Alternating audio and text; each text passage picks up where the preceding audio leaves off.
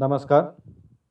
Banking lecture सीरीजमध्ये आज आपण para banking activities किंवा ज्याला आपण उपसह बँकिंग व्यवसाय असे म्हणतो, या संकल्पनेविषयी अधिक माहिती आज आपण घेणार आहोत. भारतातील बँकिंग क्षेत्रामध्ये विशेषतः 1998 पर्यंत केवळ या देशातील बँकिंग संस्था काही महत्त्वाच्या बँकिंग सेवा उपलब्ध करून देण्याचे कार्य करत होत्या, की ज्यामध्ये deposit services, loan services, fund transfer services, त्याचबरोबर इतर विविध प्रकारच्या इलेक्ट्रॉनिक बँकिंग सर्व्हिसेस उपलब्ध करून देण्याचे कार्य करत होत्या. मात्र विशेषतः 1998 नंतरच्या काळात देशातील बँकिंग संस्था विविध प्रकारच्या नाविन्यपूर्ण वित्तीय सेवा देण्याचे काम करत आहेत. तथापि 1998 पूर्वी देखील या देशातील काही बँकिंग संस्था रिझर्व्ह बँक ऑफ इंडियाच्या परवानगीने बिगर बँकिंग वित्तीय सेवा देखील उपलब्ध करून देत होत्या.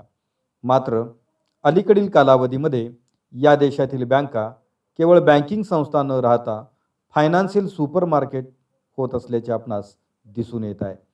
ज्यामुळे या बँका मुख्य बँकिंग व्यवसायाबरोबरच पॅरा बँकिंगचा व्यवसाय देखील करत असल्याचे आपणास दिसून येईल. पॅरा बँकिंग आणि बँकिंग ॲक्टिव्हिटी या दोहोंमधील जर फरक समजून घ्यावयाचा झाला तर आपणास त्याचे मुख्य काही महत्त्वाची कॅटेगरीज किंवा त्याची कार्य आपणास याप्रमाणे सांगता येतील. बँकिंग ॲक्टिव्हिटीमध्ये deposits, loans and advances, fund transfer, safe deposit lockers, credit card, debit card, ATM, NEFT, RTGS यासारख्या विविध प्रकारच्या सेवांचा समावेश होतो. तर नॉन बँकिंग ॲक्टिव्हिटीमध्ये insurance, mutual fund, factoring services, venture capital fund, sale of government securities, shares, debentures, bonds, pension fund management, equipment leasing, hire purchase यासारख्या विविध प्रकारच्या ॲक्टिव्हिटींचा समावेश हा नॉन बँकिंग ॲक्टिव्हिटीमध्ये किंवा नॉन बँकिंग फायनान्शियल सर्व्हिसेसमध्ये होत असतो. यावरून आपणास सर्वसाधारणपणे बँकिंग ॲक्टिव्हिटी कोणत्या आणि नॉन बँकिंग ॲक्टिव्हिटी कोणत्या हे आपणास समजून येईल. जेव्हा बँकिंग संस्था त्यांना दिलेल्या डेसिग्नेटेड ॲक्टिव्हिटी परफॉर्म करतात तेव्हा त्याला कोर बँकिंग ॲक्टिव्हिटीज असे आपण म्हणतो. तथापि जेव्हा या बँकिंग संस्था त्यांना नेमून दिलेल्या मुख्य कोर ॲक्टिव्हिटी व्यतिरिक्त ॲडिशनल फायनान्शियल सर्व्हिसेस प्रोव्हाइड करतात, म्हणजेच नॉन बँकिंग ॲक्टिव्हिटीजमधील काही सर्व्हिसेस प्रोव्हाइड करतात, तेव्हा त्याला आपण पॅरा बँकिंग ॲक्टिव्हिटीज असे म्हणतो. या पॅरा बँकिंग ॲक्टिव्हिटी डिलिव्हर करण्यासाठी दोन प्रकारच्या चॅनलचा उपयोग या बँकिंग संस्था करत असतात. एक तर त्या स्वतःच्या पोर्टलमधून किंवा स्वतःच्या काउंटरवरून या सर्व्हिसेस सेल करत असतात किंवा प्रोव्हाइड करत असतात. किंबहुना काही बँका या कार्यासाठी पॅरा बँकिंग ॲक्टिव्हिटीसाठी आपल्या सबसिडियरी ऑर्गनायझेशन किंवा जॉईंट व्हेंचर्स एस्टॅब्लिश करत असतात, की ज्याच्या माध्यमातून अशा प्रकारच्या सेवा देण्याचे काम करतात. याकरिता रिझर्व्ह बँक ऑफ इंडियाने केलेल्या नियमानुसार या देशातील सर्व शेड्युल्ड कमर्शियल बँक अशा प्रकारच्या सर्व्हिसेस प्रोव्हाइड करू शकतात. तथापि या देशातील रिजनल रुरल बँकांना मात्र अशा प्रकारच्या सेवा उपलब्ध करून देता येत नाहीत. त्या या नियमाला अपवाद असल्याचे आपणास दिसून येतात. यामध्ये प्रामुख्याने रिझर्व्ह बँक ऑफ इंडियाकडील बँकिंग रेग्युलेशन ॲक्ट 1949 मधील सेक्शन 19(1) मधील या प्रोव्हिजननुसार देशातील बँकिंग संस्था स्वतःची सबसिडियरी कंपनी स्थापन करून पॅरा बँकिंग ॲक्टिव्हिटी प्रोव्हाइड करू शकतात.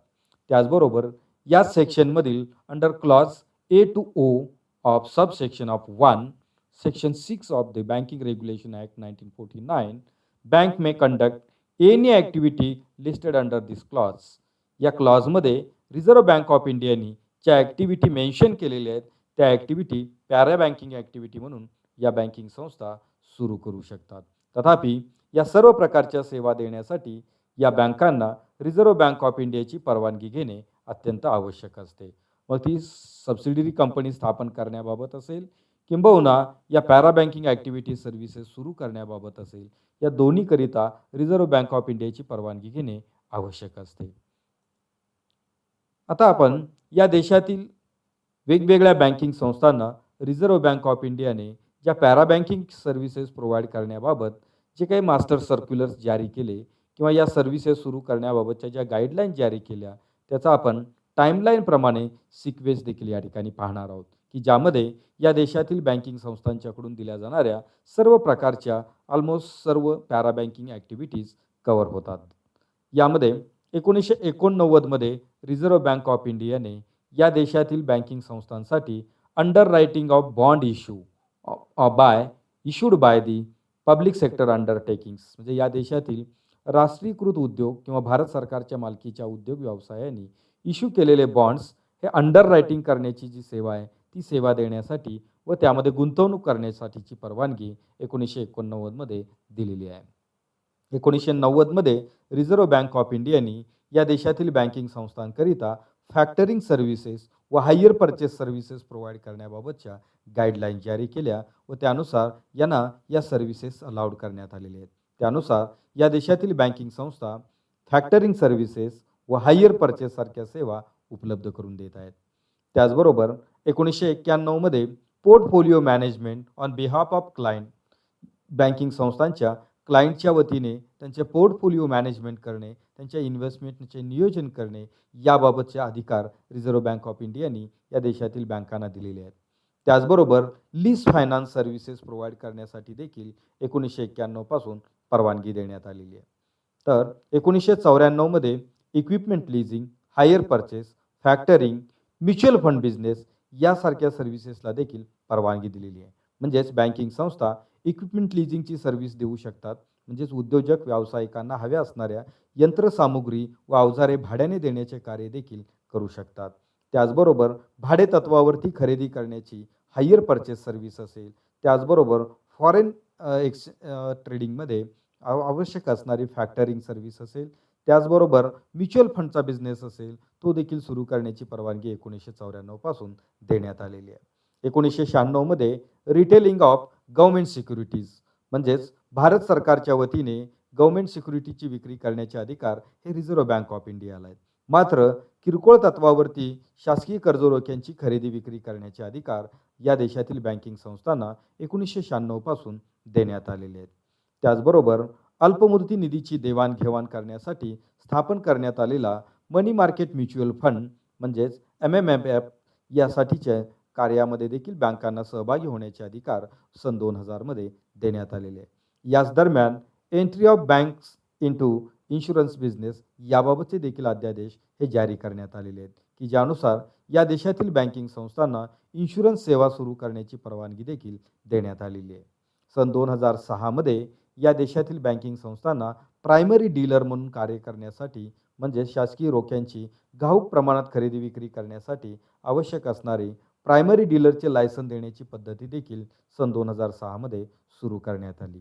त्याचबरोबर याच वर्षी या बँकिंग संस्थांना व्हेंचर कॅपिटल फंड म्हणजे ज्याला आपण साहस वित्त पुरवठा म्हणजेच नाविन्यपूर्ण व त्याचबरोबर धाडशी उद्योगांसाठी वित्तपुरवठा करण्यासाठी व्हेंचर कॅपिटल फंड्स प्रोव्हाइड करणे किंवा व्हेंचर कॅपिटल फंड स्थापन करण्याची परवानगी देखील सन 2006 मध्ये देण्यात आलेली आहे. त्याचबरोबर विविध प्रकारच्या पेन्शन फंडचे मॅनेजमेंट करण्यासाठी पेन्शन फंड मॅनेजमेंट कंपनी किंवा सबसिडरी म्हणून काम करण्याचे अधिकार देखील सन 2007 मध्ये या देशातील बँकिंग संस्थांना देण्यात आलेले आहेत. यापूर्वी केवळ पेन्शन फंड मॅनेजमेंट कंपनी अशा प्रकारचे कार्य करत होत्या. मात्र सन 2007 पासून या देशातील बँकिंग संस्थांना देखील RBIच्या परवानगीने पेन्शन फंड मॅनेजमेंटचे कार्य करता येणे शक्य झालेले आहेत.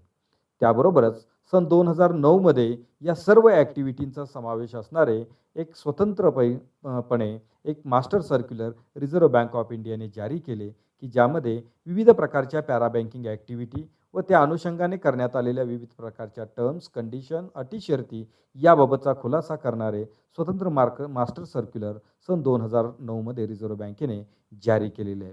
त्याचबरोबर सन 2012 मध्ये या देशातील बँकिंग संस्थांना सेबीचे व त्याचबरोबर सेबीचे अप्रूव्ड असणारे स्टॉक एक्सचेंजेसचे मेंबरशिप घेणे व त्याच माध्यमातून डेमॅट सर्व्हिसेस असतील, ट्रेडिंग अकाउंट्स असतील यासारख्या सेवा गुंतवणूकदारांना देण्याचे अधिकार देखील देण्यात आलेले आहेत, की ज्यामुळे या देशातील विविध बँका आज विविध प्रकारच्या स्टॉक एक्सचेंजच्या सर्व्हिसेस आपल्या ग्राहकांना देऊ शकत आहेत. तर मित्रो, अशा विविध प्रकारच्या ज्या नॉन बँकिंग ॲक्टिव्हिटीज या बँकिंग संस्थांच्याकडून पुरवल्या जात आहेत किंवा त्या उपलब्ध करून दिल्या जात आहेत, या सर्व सेवांना आपण पॅरा बँकिंग ॲक्टिव्हिटीज असे म्हणत असतो. तर या विवेचनावरून आपणास या देशातील बँकिंग संस्थांच्याकडून दिल्या जाणाऱ्या विविध प्रकारच्या पॅरा बँकिंग ॲक्टिव्हिटीबद्दलची थोडक्यात माहिती या ठिकाणी मिळालेली असेल.